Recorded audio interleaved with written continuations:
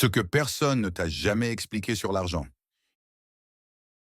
Il y a quelque chose que personne ne t'a jamais expliqué sur l'argent, mais que tu as ressenti toute ta vie sans savoir le nommer.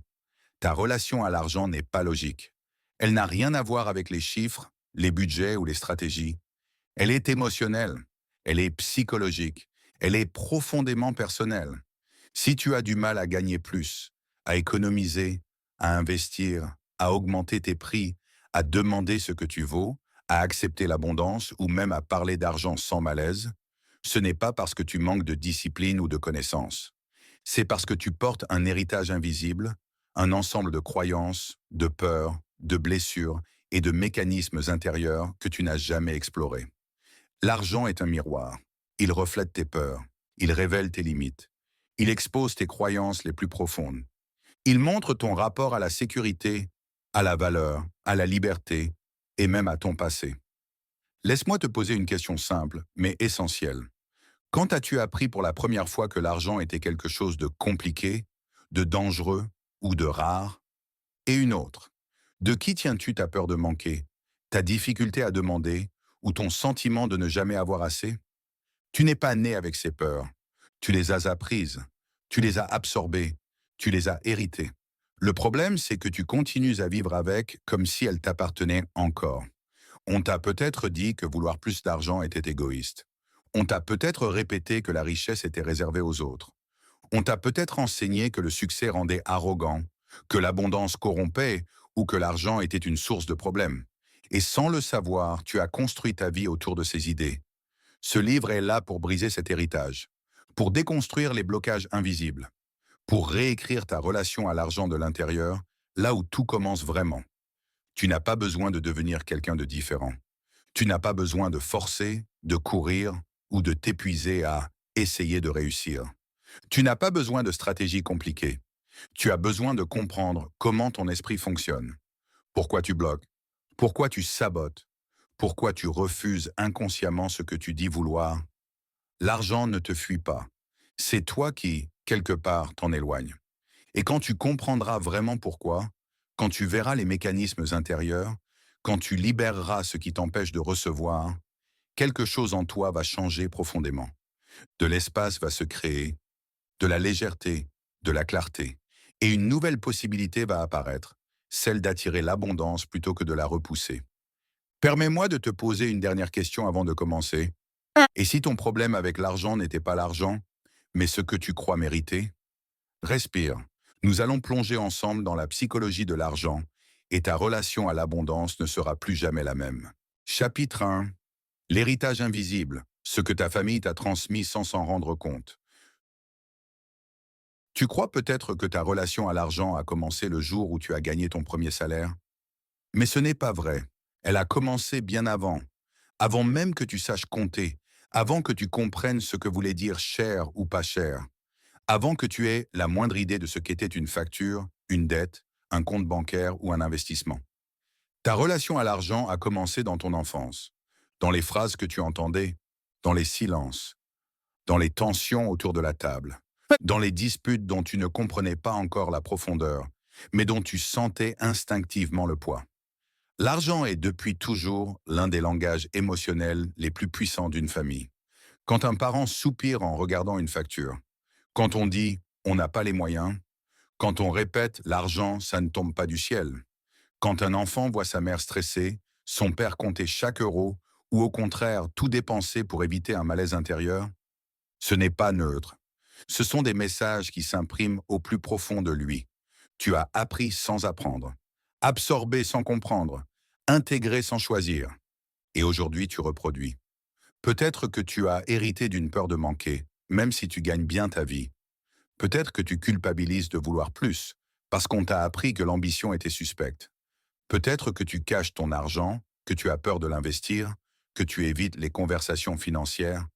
Parce qu'enfant, ces discussions étaient synonymes de conflit, de tension ou d'inquiétude. Pose-toi une question sincère. Quand tu étais petit, comment parlait-on de l'argent chez toi? Était-ce un sujet ouvert, un sujet tabou, un sujet explosif? Autre question, encore plus profonde. Quel rôle jouait l'argent dans ta maison? Était-ce un symbole de sécurité, de manque, de danger, de honte, de pouvoir, de sacrifice. Ce que tu as vu et ressenti enfant façonne encore aujourd'hui ta manière de gagner, de dépenser et de recevoir l'argent, que tu le veuilles ou non. Ce chapitre n'est pas un reproche envers ta famille. Ils ont fait ce qu'ils ont pu avec les ressources, les croyances et les peurs qu'eux-mêmes avaient héritées. Mais tant que tu ne mets pas de lumière sur cet héritage invisible, tu continues à le vivre comme si c'était à toi. Et ce n'est pas ton histoire, c'est l'histoire d'avant toi. Reconnaître cela, c'est le début de la libération. Car on ne peut pas changer ce dont on n'a pas conscience. Et tu viens d'ouvrir une porte importante. Dans les chapitres qui suivent, tu vas apprendre à identifier tes propres blocages, ceux qui ne sont plus utiles, ceux qui te freinent, ceux qui te coûtent plus cher que tu ne le crois. Tu vas enfin séparer ce que tu as hérité de ce que tu veux réellement choisir pour ta vie. Mais avant de continuer, voici une dernière question à laisser résonner. Et si l'argent n'était pas le problème? Et si le vrai problème était ce que tu as appris à ressentir à son sujet? Le travail commence maintenant. Chapitre 2. Les 7 blocages inconscients les plus fréquents autour de l'argent. Si tu n'arrives pas à avancer financièrement, ce n'est pas parce que tu n'es pas fait pour ça. Ce n'est pas non plus parce que tu manques de volonté. En réalité, tu es probablement retenu par des blocages invisibles, bien plus puissants que n'importe quel conseil financier. Les blocages inconscients gouvernent tes décisions, tes hésitations, tes sabotages, tes peurs.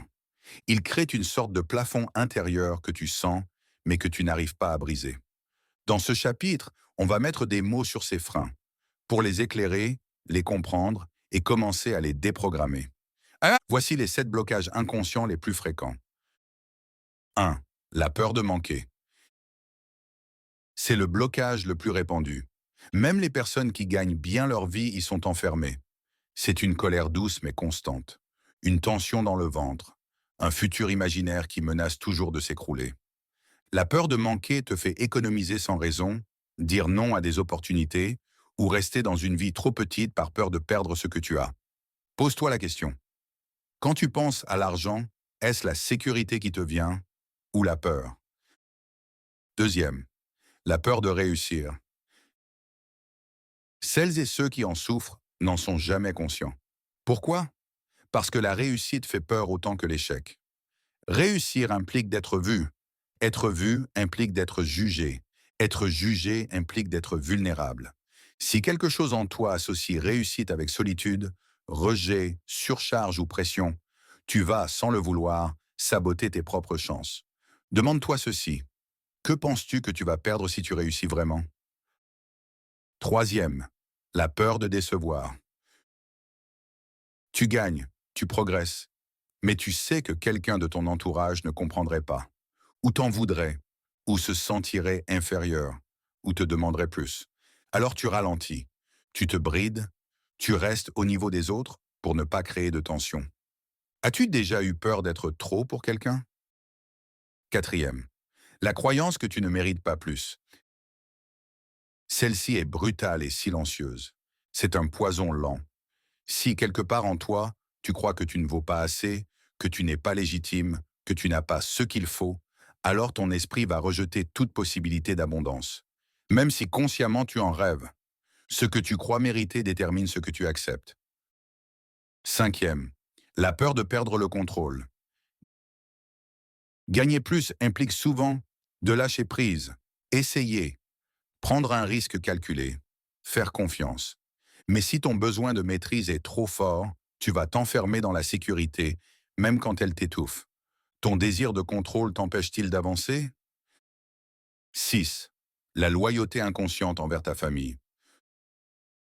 Ce blocage est l'un des plus puissants. Si tes parents ont vécu dans le manque, la difficulté, l'effort sans résultat, alors une partie de toi peut se sentir coupable d'aller plus loin qu'eux. Comme si réussir signifiait les trahir ou quitter la tribu.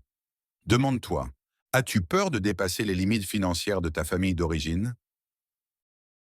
7. La confusion entre argent et valeur personnelle. L'un des plus grands malentendus émotionnels. Tu crois inconsciemment que ton revenu reflète ta valeur. Alors quand l'un baisse, l'autre s'effondre. Cette confusion t'empêche de demander plus, de négocier, d'augmenter tes prix, de t'affirmer. Ta valeur n'a rien à voir avec ton compte en banque. Mais tant que tu mélanges les deux, tu restes bloqué. Ces 7 mécanismes, tu les portes peut-être depuis des années. Ils agissent en secret, façonnant tes décisions sans que tu en aies conscience. Le simple fait de les voir est un premier pas vers la libération. Dans le prochain chapitre, tu vas comprendre pourquoi ton cerveau est programmé pour te maintenir dans la peur et comment reprendre le contrôle de ton esprit avant de reprendre le contrôle de ton argent. Chapitre 3. L'argent n'est pas rationnel. Ton cerveau te ment. On t'a appris que l'argent, c'était une question de logique, qu'il suffisait de faire des budgets, des calculs, des stratégies, mais tu sais déjà que ce n'est pas vrai. Si l'argent était rationnel, tu n'aurais pas peur d'investir même quand tu sais que c'est nécessaire. Tu n'achèterais jamais sous l'effet du stress. Tu ne resterais pas dans un travail qui ne te nourrit plus. Tu n'aurais pas honte de demander ce que tu vaux. Et tu ne repousserais pas les décisions qui pourraient changer ta vie. Le problème n'est jamais la logique. Le problème, c'est ton cerveau. Et plus précisément, la partie la plus ancienne de ton cerveau, celle programmée pour assurer ta survie, pas ton abondance. Ton cerveau primitif n'a qu'une mission, te protéger du danger. Ce danger peut être réel ou ressenti. Dans les deux cas, il réagit de la même façon. Pour lui, l'inconnu est une menace. Le changement est une menace. L'investissement est une menace. Gagner plus est une menace. Sortir de ta zone de confort est une menace. Alors il fait ce qu'il sait faire de mieux. Il ment, il exagère, il dramatise. Il te raconte des scénarios qui n'existeront jamais. Il invente des risques qui n'ont pas de fondement réel.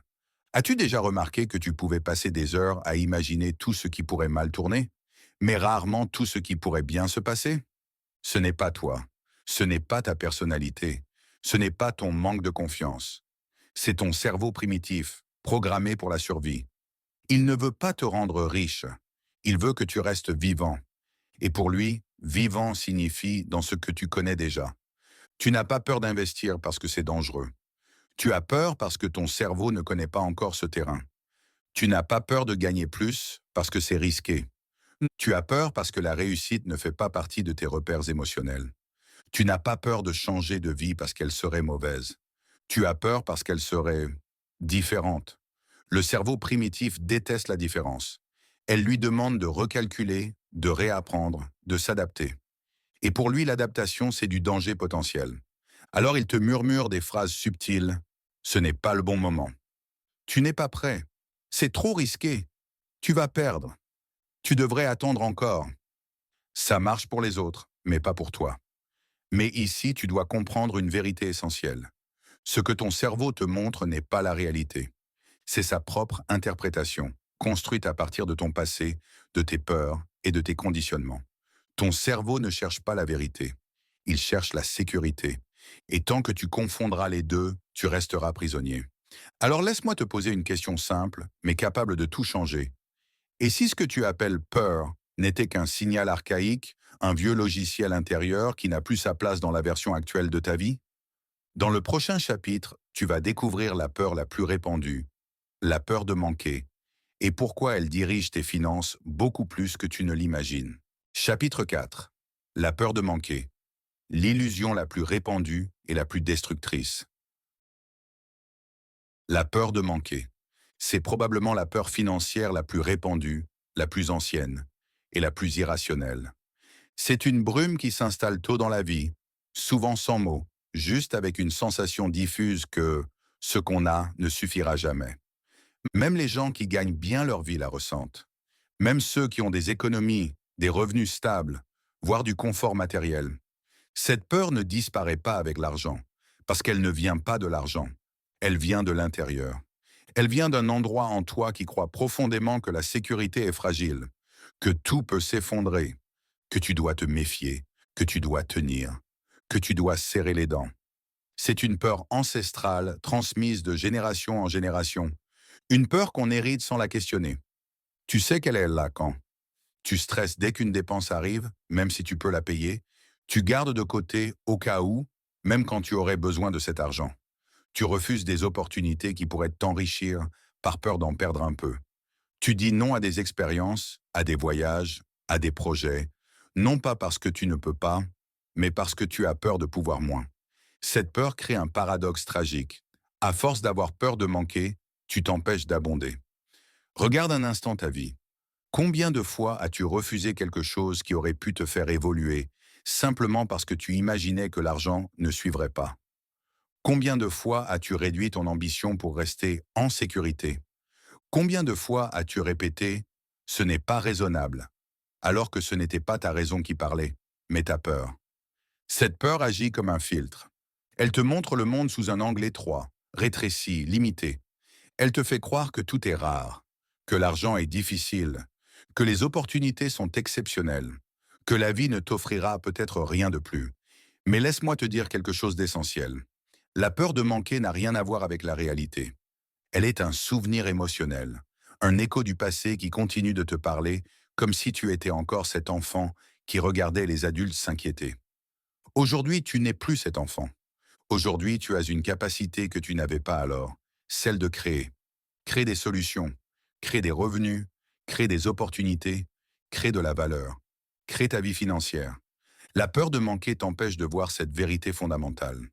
Tu es devenu un adulte qui peut produire, décider, ajuster, apprendre, évoluer. Tu n'es plus dépendant, tu n'es plus impuissant, tu n'es plus coincé dans l'histoire d'avant.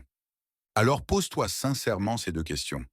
Si la peur de manquer n'existait plus en moi, qu'est-ce que j'oserais faire aujourd'hui? Et qu'est-ce que je regretterais de ne jamais avoir tenté si je laisse cette peur décider à ma place? Dans le prochain chapitre, tu vas découvrir la peur encore plus subtile, plus cachée, mais tout aussi paralysante. La peur de réussir. Cette force étrange qui te pousse à fuir l'abondance que tu dis vouloir. Chapitre 5. La peur de réussir. Pourquoi une partie de toi fuit l'abondance? La peur de réussir.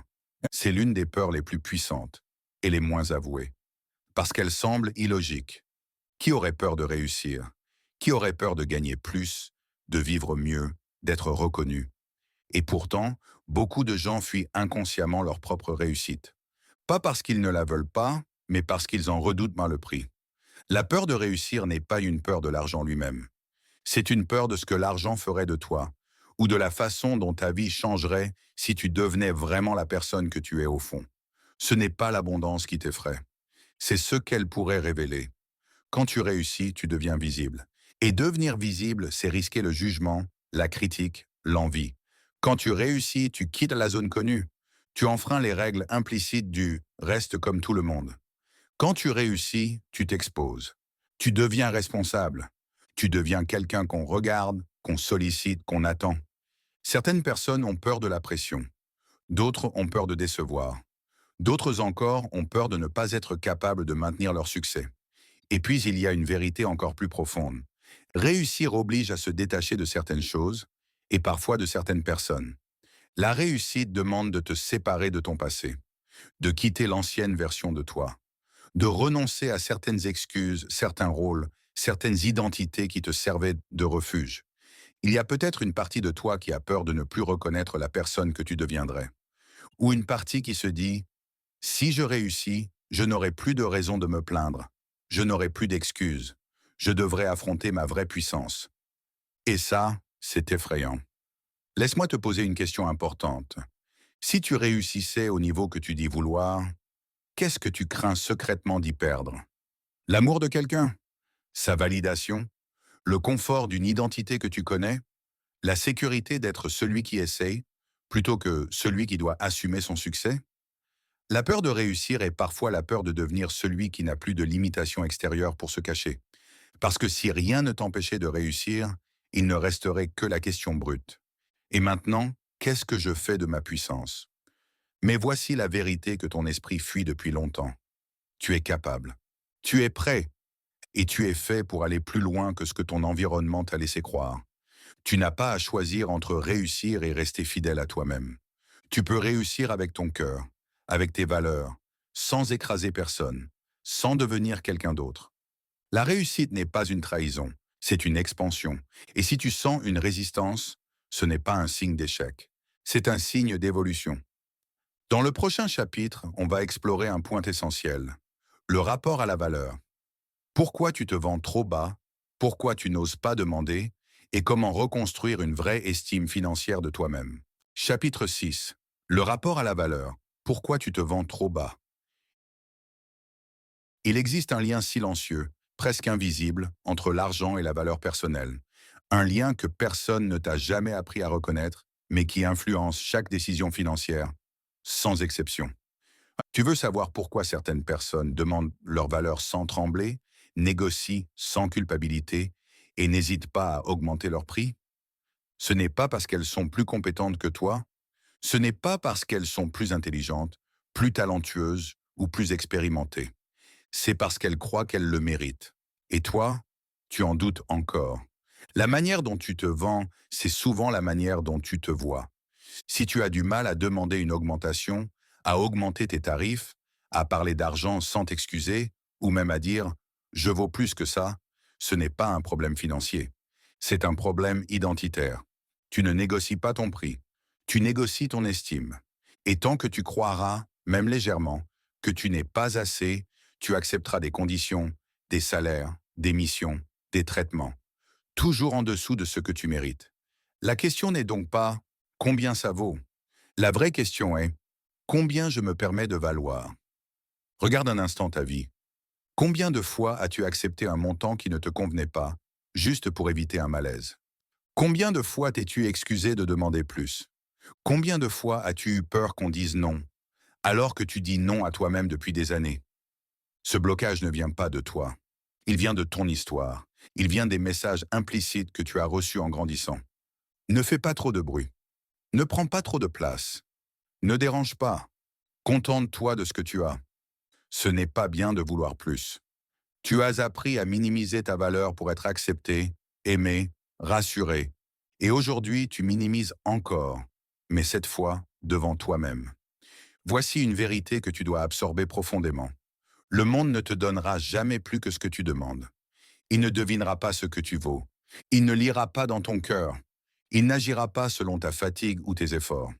Il répondra uniquement à ce que tu réclames, à ce que tu incarnes, à ce que tu considères comme normal. Si ta normalité est basse, ta vie financière sera basse. Si ta normalité est haute, tout le reste suivra. Une question puissante pour toi. Si tu te traitais aujourd'hui comme quelqu'un de valeur, que changerais-tu immédiatement dans ta vie financière? Et une autre, encore plus importante. Qu'est-ce que tu accepterais de ne plus accepter? Parce que la valeur, ce n'est pas une déclaration. C'est une position intérieure. Lorsque tu réapprends à reconnaître ce que tu vaux vraiment, quelque chose d'extraordinaire se produit. Ton énergie change, ta posture change, tes décisions changent, tes opportunités changent, tes revenus changent. La vie répond toujours à la vision que tu as de toi-même. Dans le prochain chapitre, nous allons explorer un élément décisif, l'intuition financière, cette intelligence intérieure qui sait exactement quoi faire, même quand ton mental hésite encore. Chapitre 7. L'intuition financière. Comment écouter ce que ton corps sait déjà? On parle souvent de l'argent comme d'une mécanique froide, rationnelle, mathématique. Mais les personnes qui réussissent vraiment financièrement le savent. Les meilleures décisions ne viennent pas seulement du mental. Elles viennent du corps, de cette partie de toi qui capte avant que tu comprennes, de ce que l'on appelle l'intuition financière. Tu as déjà ressenti cette sensation, cet élan qui te disait « fais-le » ou au contraire « ne signe pas ». Cette tension dans la poitrine, ce léger poids au ventre, cette chaleur dans le cœur, ce calme soudain. Ton corps te parlait, et bien souvent, tu ne l'as pas écouté, parce que tu as privilégié la logique, parce que tu as laissé la peur prendre le dessus, parce que tu as cru que l'intuition n'était pas fiable, parce qu'on t'a appris à ne te fier qu'à ce qui est visible, tangible, rationnel. Mais crois-moi, ton corps en sait plus que ton mental. Il ressent avant que tu comprennes. Il capte les dynamiques émotionnelles, les signaux subtils, les incohérences énergétiques.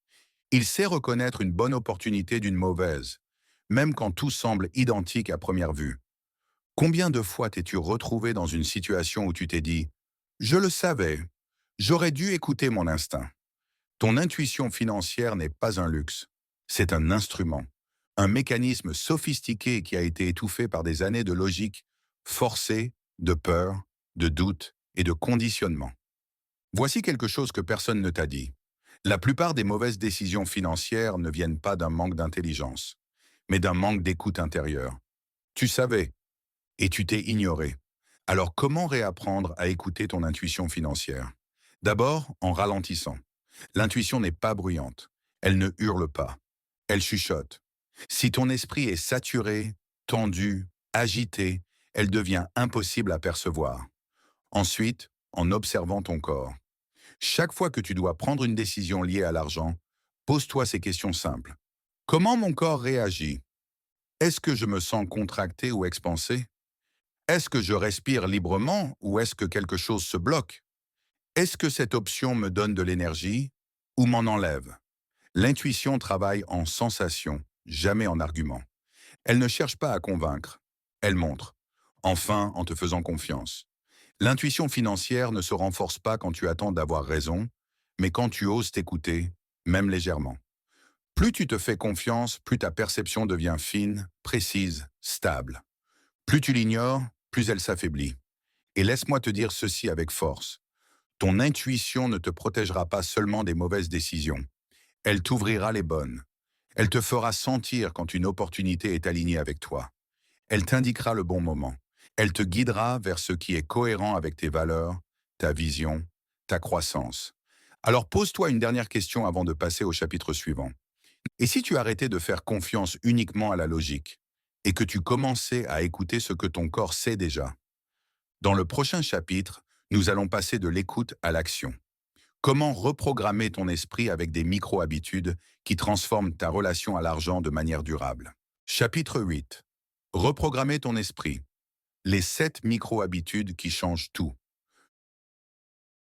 Changer ta relation à l'argent ne demande pas un bouleversement brutal. Ce n'est pas une question de révolution, mais d'évolution. Ce n'est pas un sprint, c'est un recalibrage. Un réalignement quotidien, subtil, profond, presque imperceptible, mais dont les résultats deviennent visibles très vite. La vérité, c'est que ton esprit n'a pas besoin d'être réparé. Il a besoin d'être rééduqué, réorienté, exposé à de nouveaux signaux, de nouvelles expériences, de nouveaux réflexes. Et pour cela, tu n'as pas besoin de grandes décisions héroïques. Tu as besoin de micro-habitudes, des gestes simples, courts, répétés, qui forment une nouvelle identité financière.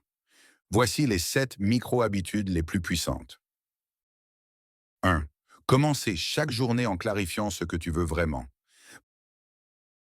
Pas ce que tu crois devoir vouloir, pas ce que les autres attendent, ce que toi tu veux.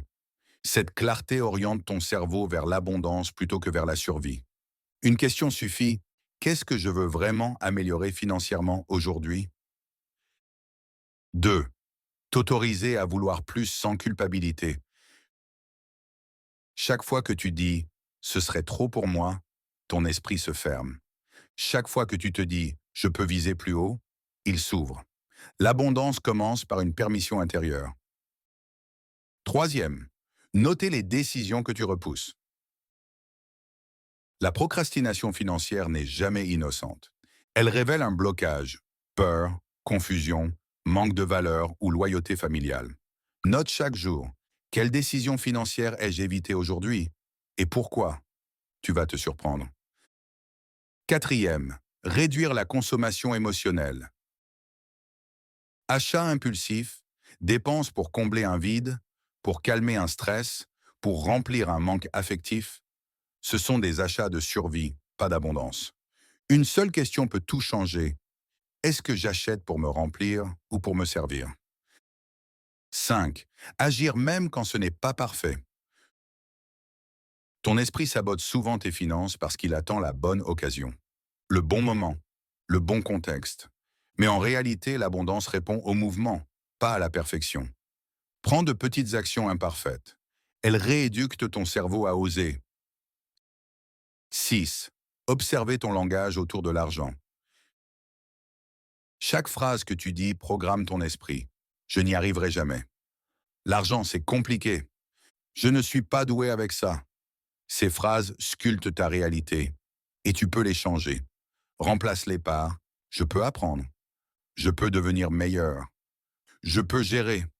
Ton cerveau te croit, quel que soit le message. 7. Célébrez chaque geste qui va dans la bonne direction. Pas les grands résultats, les gestes, les tentatives, les micro-victoires. Le cerveau se reprogramme par la récompense. Chaque fois que tu te félicites d'un geste financier aligné, tu renforces ton identité d'abondance. L'abondance n'est pas quelque chose que tu obtiens, c'est quelque chose que tu deviens. Ces micro-habitudes n'ont rien d'extravagant, mais appliquées quotidiennement, elles transforment tout. Ta manière de penser, de ressentir, de décider et d'attirer l'argent. Dans le prochain chapitre, nous allons passer de l'intérieur vers l'extérieur. Comment attirer plus d'argent sans pression ni obsession, en changeant ta posture émotionnelle plutôt que tes efforts. Chapitre 9. Créer de l'abondance. Comment attirer plus sans pression ni obsession. Il y a une idée fausse, largement répandue, qui te fait peut-être souffrir sans que tu t'en rendes compte. Cette idée, c'est qu'il faudrait forcer l'argent à venir. Travailler plus, courir plus, pousser plus, t'épuiser pour gagner. Comme si l'abondance n'arrivait qu'à ceux qui se battent jusqu'au bord de l'effondrement. Mais la vérité psychologique est tout autre. L'argent n'aime pas la tension, il n'aime pas la pression, il n'aime pas la peur déguisée en ambition, il n'aime pas l'obsession. Parce que l'obsession est un signe de manque et non d'abondance. L'argent vient plus facilement aux personnes dont l'énergie n'est pas contractée, mais ouverte. Pas à ceux qui poursuivent, mais à ceux qui attirent. C'est là que tout change. Tu ne crées pas l'abondance en t'épuisant. Tu la crées en changeant la posture intérieure à partir de laquelle tu agis. Laisse-moi t'expliquer. Quand tu agis avec anxiété, peur de perdre, stress de ne pas avoir assez, chaque action devient lourde. Ton esprit se ferme, ton intuition se bloque, ton énergie se rétrécit. Tu deviens moins créatif, moins lucide, moins magnétique. Mais quand tu agis depuis un espace de calme, de confiance et de clarté, tout s'ouvre. Tu vois les opportunités, tu oses les saisir, tu crées plus facilement, tu négocies mieux, tu exprimes plus clairement ta valeur, et les autres le sentent. L'abondance n'est pas une question d'effort, c'est une question d'état intérieur. Voici une vérité puissante. On attire ce avec quoi on est en cohérence émotionnelle, pas ce qu'on désire, ce qu'on incarne. Si tu désires l'abondance mais que tu incarnes la peur, tu attires la peur. Si tu désires la liberté mais que tu incarnes la contrainte, tu attires la contrainte. Si tu désires le succès mais que tu incarnes le doute, tu attires l'hésitation. Le changement se fait de l'intérieur vers l'extérieur. Alors comment attirer plus d'argent sans pression ni obsession? D'abord en changeant ton intention. Au lieu de « je dois gagner plus », passe à « je veux créer plus de valeur ». L'un vient de la peur, l'autre vient de la puissance. Ensuite, en générant un état intérieur d'ouverture. Avant chaque décision financière, demande-toi « est-ce que j'agis depuis l'envie ou depuis la peur? Depuis la confiance ou la contraction? Depuis la créativité ou la survie ?» La qualité de ta décision détermine la qualité de ce que tu attires. Enfin, en te libérant de cette idée que ton revenu doit être arraché. L'argent circule. Il va là où l'énergie est claire, stable, alignée, cohérente. Et toi, tu peux apprendre à devenir cet espace-là. L'abondance n'est pas un miracle, c'est une conséquence. La conséquence d'une posture intérieure juste. Dans le dernier chapitre, tu vas découvrir une vérité essentielle. L'argent n'est pas seulement matériel, c'est une énergie. Et lorsqu'elle circule en toi de manière fluide, elle transforme ta vie tout entière. Chapitre 10. L'argent comme énergie. Comment devenir un aimant naturel? On t'a appris que l'argent était un objet, un nombre, une transaction, un billet, une pièce, un compte bancaire. Mais ce n'est pas vrai. L'argent est avant tout une énergie, et tant que tu le verras comme une chose extérieure à toi, tu resteras séparé de lui, en lutte, en tension, en poursuite constante. L'énergie, elle, fonctionne selon des principes très simples. Elle circule, elle se déplace là où l'espace est ouvert, fluide, clair. Elle se bloque là où il y a de la peur, de la contraction, de la confusion ou de la résistance. Et toi, sans le savoir, tu es soit un aimant qui attire, soit un mur qui bloque. Tu deviens un aimant quand tu es aligné, calme, clair, cohérent, ouvert. Tu deviens un mur quand tu es tendu, inquiet, contracté, obsédé, dispersé. Ce n'est pas la quantité d'efforts qui attire l'argent, c'est la qualité d'énergie dans laquelle tu vis. Laisse-moi te poser une question simple, mais essentielle. Comment se sent ton énergie quand tu penses à l'argent? Est-ce que tu te sens léger ou contracté, ouvert ou fermé, créatif ou intimidé? Ta réponse révèle déjà pourquoi l'argent circule dans ta vie, ou non. Ce que tu dois comprendre maintenant, c'est que tu ne peux pas attirer une énergie à laquelle tu n'es pas accordé. Tu ne peux pas attirer l'abondance si tu vibres la peur. Tu ne peux pas attirer la liberté si tu vibres la tension. Tu ne peux pas attirer la croissance si tu vibres le manque. Tu attires ce que tu es, pas ce que tu veux. L'argent est sensible à ton état intérieur.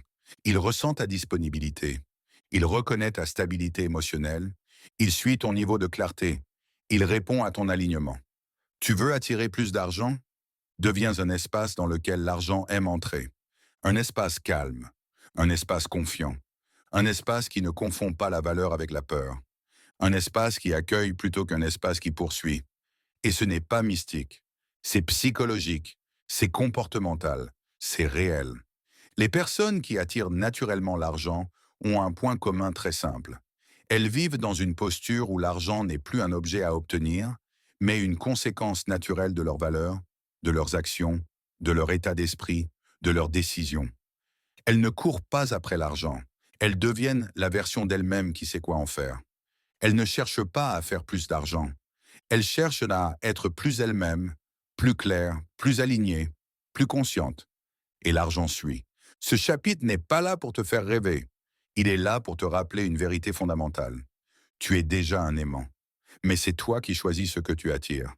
Chaque pensée est une fréquence. Chaque émotion est une vibration. Chaque décision porte une énergie. Chaque intention crée une direction. Alors respire. Observe-toi. Reviens à toi. Et pose-toi cette dernière question. Si l'argent répondait exactement à l'énergie que j'aimais, qu'est-ce que je devrais changer en moi, dès aujourd'hui, pour devenir un aimant naturel de l'abondance? Dans la conclusion, nous allons rassembler tout ce que tu as découvert, pour que quelque chose en toi se transforme vraiment, durablement. Conclusion. Ta relation à l'argent ne sera plus jamais la même. Si tu es arrivé jusqu'ici, ce n'est pas un hasard. Tu ne cherches pas seulement à gérer mieux ton argent, tu cherches à te comprendre, tu cherches à te libérer, tu cherches à reprendre le contrôle sur une partie de ta vie qui t'a longtemps échappé. Et maintenant, tu sais que tes blocages ne venaient pas d'un manque d'intelligence, mais d'un héritage invisible. Tu sais que tes peurs n'étaient pas des preuves, mais des réflexes. Tu sais que ton rapport à l'argent parlait de toi, de ton passé, de ton histoire, pas de ta valeur réelle. Tu sais que ton cerveau te protégeait même quand il te retenait. Tu sais que l'abondance ne dépend pas de ce que tu fais, mais de l'état intérieur depuis lequel tu agis. Aujourd'hui, quelque chose a déjà changé. Tu n'es plus dans l'ombre de tes conditionnements. Tu n'es plus dans la confusion de ton passé.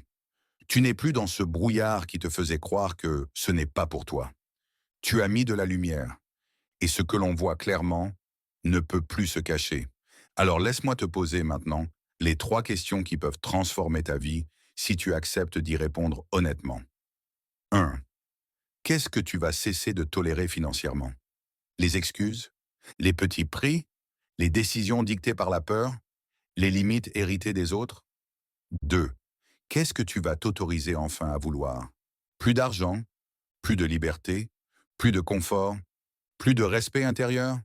Troisième, qui dois-tu devenir pour que l'abondance soit une conséquence et non une lutte? Plus aligné? Plus confiant? Plus conscient? Plus ouvert?